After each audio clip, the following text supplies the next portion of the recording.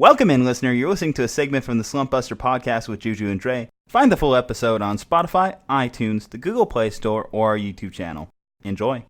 Let's look at the decade as a whole. So 2010 all the way up until the close here, 2019. So we're going to do this a little bit different depending on the sport we're talking about. For the basketball, we figured it's easy to make a starting five. And the starting five for the NBA is pretty well defined. So Dre and I have kind of had this discussion a little bit before. I think the headliner, the obvious choice for any team to start off is going to be LeBron James at the forward position. I mean, come on, 8 straight finals. Does anyone question LeBron being in the all-decade team? And he was even in last decade's all-decade team. So he's just had a Patriots-like run for just an individual performer.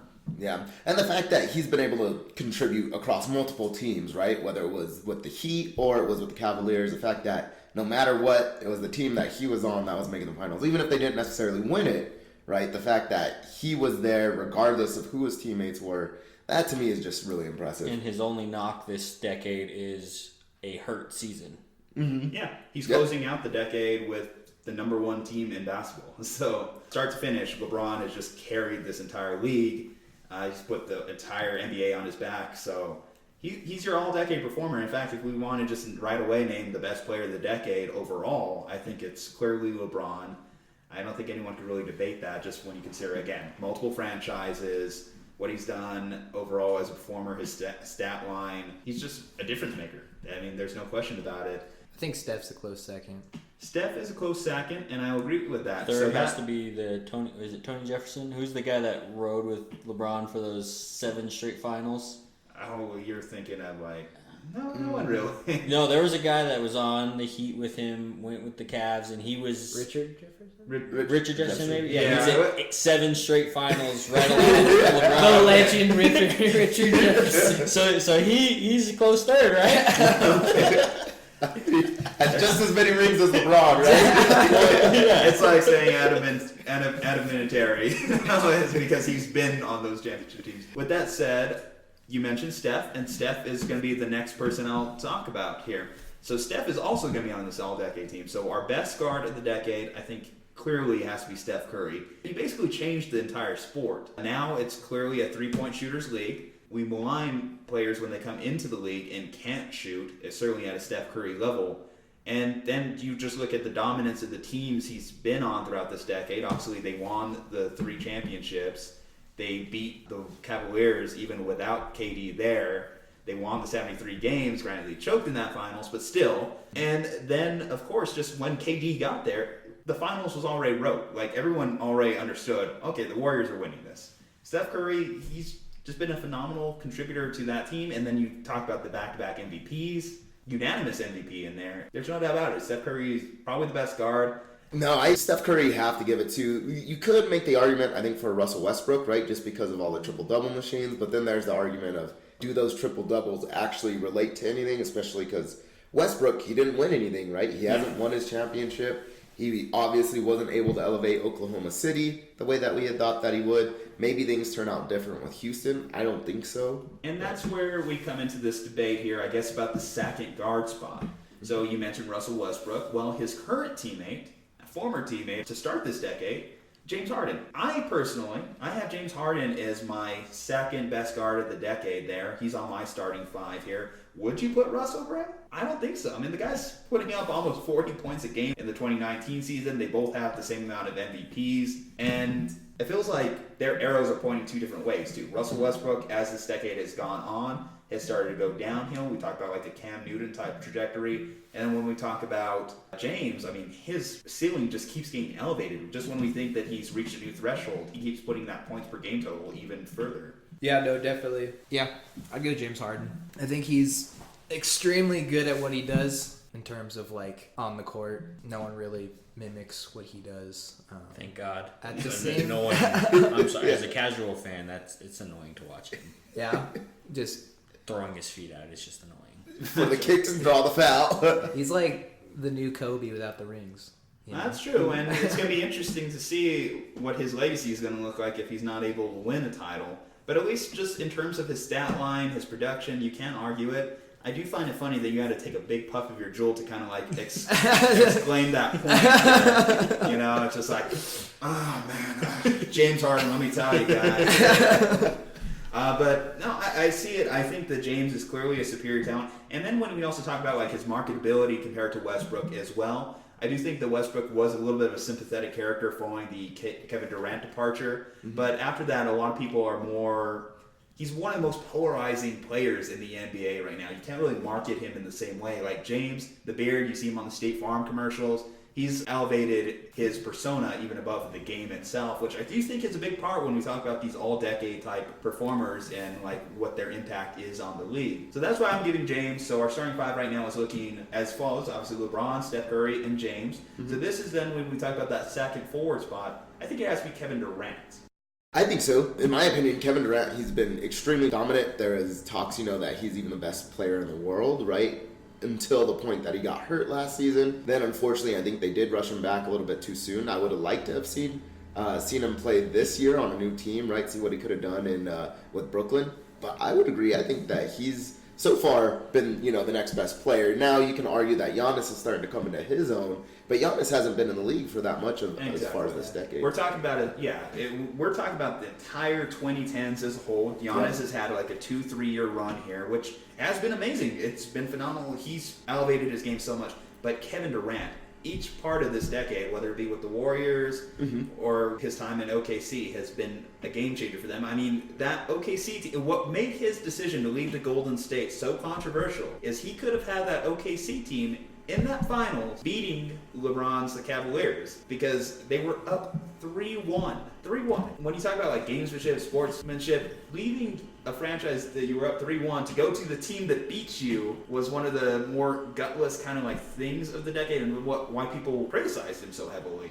But as far as a sheer talent perspective, no doubt about it, Kevin Durant has been second best player in the league overall. Just defense, scoring, his ability to shoot at 7 feet tall. And then we talk about that finals game against the Cavs where he hit that mid-court shot to like just put away the Cavaliers. I mean, the guy's phenomenal. It's just a shame that like he has to end the decade on an injury. I just want to point out too that 3 of the 4 people we've mentioned were all on OKC at the same time, and that team still has no rings. So yeah, Sam Presti's just clutches his pearls. I know. Yeah, imagine if they had kept that team together, man. It was impossible. I mean, when you talk about those personalities, you just couldn't keep that franchise together. You mentioned they could have paid James Harden at least that year. So they could have maybe pulled down 1 championship before they had to disband. It's definitely one of the biggest missed opportunities in terms of sports that we've seen. Like, people will look at that team, a picture of that team, and I've seen it thrown around there. Haters will say this is Photoshop because you have 3 MVPs on there. 3. Insane. But, I mean, shows that they drafted well at the bare minimum. And Harden was the 3rd best player on that team. 3rd best. If I remember right, James was coming off the bench on that he was team. their 6th man. Yeah, it's crazy. All right, so here's where we had a bit of a tough time trying to figure out who is the best center, who fills out this starting 5, because there is a ton of people you can really make a good case for. Initial thoughts, I thought about how Dwight Howard was so dominant to start this decade, and obviously his time in LA, his just constant bouncing around the league has kind of taken away from that. But overall, he's been pretty dominant. I mean, that start to the decade, he carried an Orlando Magic team to the finals. And that alone, I feel, should be like enough to set him apart from the other centers. I did want to mention Tim Duncan here, but the problem with Tim Duncan is he's only played less than half the decade. So can we really make him our all-decade center, especially when he kind of split time between center and forward as well? I mean, first off, I disagree with you on Dwight Howard. I think he's been, the second half of this decade, has been basically irrelevant until now being on a LeBron James team. It's tough. I don't even know. I'm probably going to go with... Just bring it back. Didn't he play like one? He played in 2010, didn't he? I feel like there hasn't been that many standout centers. I mean, you can say like Anthony Davis, and I think one of the big things why I also want to throw Dwight out there is even besides the years that we remember fondly with him, he still was getting like second team all defense. He still was second team, third team all defense. He was filling out the all NBA team starting 5 in the early parts. I understand, like, it's hard to remember that guy because we've seen him as a Wizard, we've seen him as a Rocket, we've seen him as a Charlotte Hornet, a Hawk, all these random franchises. He's just going around the league right now collecting jerseys at this point.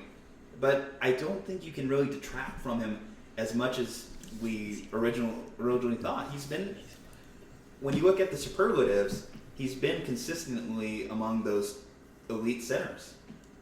Yeah, I mean, I don't know, the Tim Duncan point, though, I think is a good one, right? Is for the first half of the decade, he was extremely dominant. So even though he didn't participate so much in the second half of the decade, you could argue also that, you know, sort of the Dwight Howard, like you said, he was irrelevant for much of that part of the decade. So, like, is it better to not have played, right, and done extremely well the first half, or to have played the first half and then been irrelevant the second half, right? Like, so I could definitely see the argument for Tim Duncan. Anthony Davis is a little bit harder to argue, especially because he's come out and said, right, he does not like to play center and has said, like, with the Lakers, he does not want to be considered a center. He'd rather be a power forward. I don't think the centers are necessarily as valuable as they were back in the day, right? Like, you think of the Shaq and Kobe days. If there's no Shaq really there, right, or even another big man like a Gasol, they don't win those rings, right? Kobe doesn't have as many rings as he does. Nowadays, though, think about, like, Golden State. Nobody really thinks about a JaVale McGee as being the centerpiece of those Golden State teams, right? Yeah. Or anything like that. Or even the Miami Heat teams. You know, I know that they had Bosh sort of playing as a small ball center, but I think definitely people think more about Dwayne Wade and LeBron James on that team than even a Chris Bosh. Yeah, I'm going Tim Duncan. Even though him and AD, you could say they're more power forwards, I would say Tim Duncan's got the rings. Can't really think of anyone else who's played that position who's really played as large of a role on a championship team that Tim Duncan did. So I'm going to go Tim Duncan. It's just hard because they've pretty much phased out the center position. I mean, yeah, it's all 3-point shooting now. It's true, and you have seen some interesting developments in terms of even centers that can move outside.